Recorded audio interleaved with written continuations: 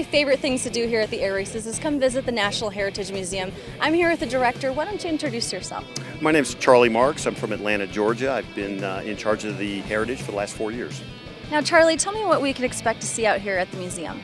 We have some beautifully restored aircraft here, everywhere from the 1920s on through the 60s. It's very unique pieces. And do we have some new planes out here today? We do have a few new ones. The aircraft next to us, the N3N, that's just a new one for us. Also the Ford Tri-Motor across the way, and this beautiful Stinson SM1 we have in front of us. Tell me about some of the awards that they can win out here. We have awards for classic, vintage, military, and large aircraft, as well as the People's Choice. So folks can come out and vote for their favorite airplane. Great. Now, do you get to vote? Unfortunately, no. No? No, not me. Oh. So, tell me, if I'm looking for one of my favorites out here to vote for a People's Choice, what should I look for in an aircraft?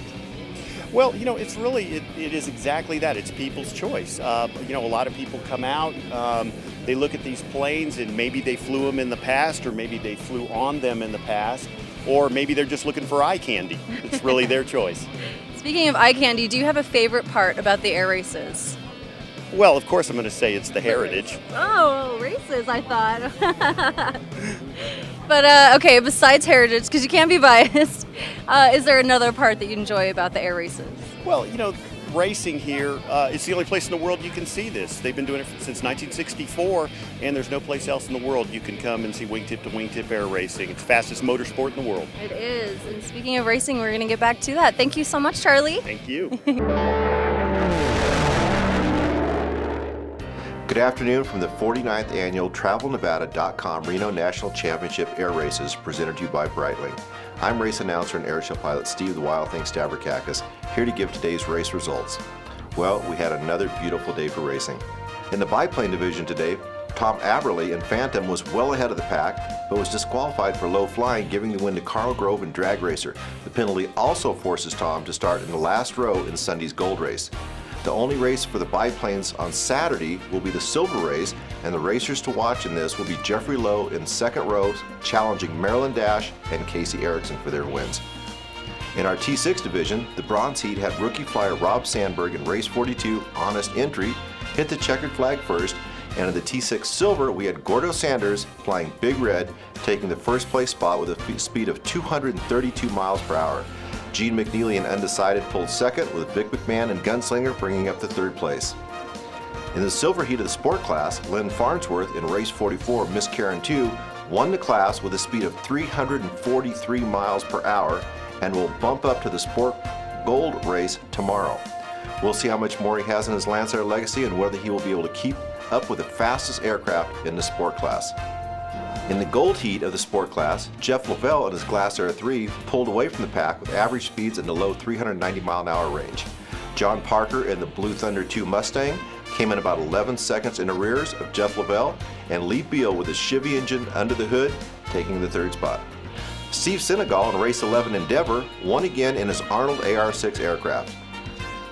He gave up the pole position, but still beat the competition handily with a top speed of 255 miles per hour.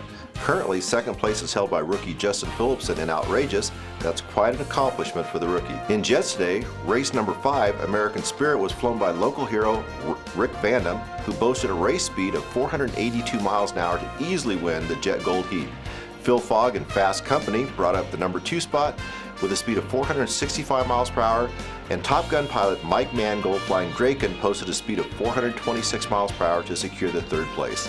As always, the Unlimiteds are the crowd favorite. In this morning's bronze race, we had Doug Matthews in race number 12, the Rebel, a P-51 Mustang, edge out Rod Lewis in the huge F7F Tiger Cat, Here Kitty Kitty.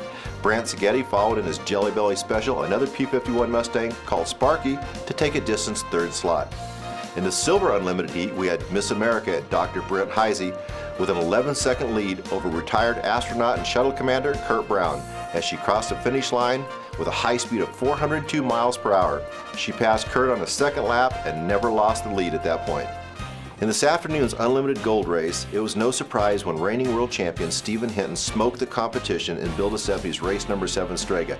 They posted a first lap speed of 493 miles an hour and an average race speed of over 480 miles per hour. Second place was astronaut Hoot Gibson flying Rod Lewis's September Fury, who passed perennial favorite Rare Bear, a highly modified Bearcraft also owned by Rod Lewis, this year being flown by Stuart Dawson. The Bear took third place. And along with the best racing in the world, we have some of the top aerobatic performers in the world. They include the likes of aviation legend Clay Lacy, Kent Peach, David Martin, Jim Pites, and don't forget the F-A-18 Super Hornet known as the Reno, the F-22 Raptor, which is perhaps the most incredible military jet to ever grace the skies. If you're not able to join us live, stay tuned to this podcast and watch the races live at www.airrace.org. This is Steve the Wild Thing Stavrakakis signing off from the 49th Annual TravelNevada.com Reno National Championship Air Races presented to you by Breitling. And remember, fly low, fly fast, turn left.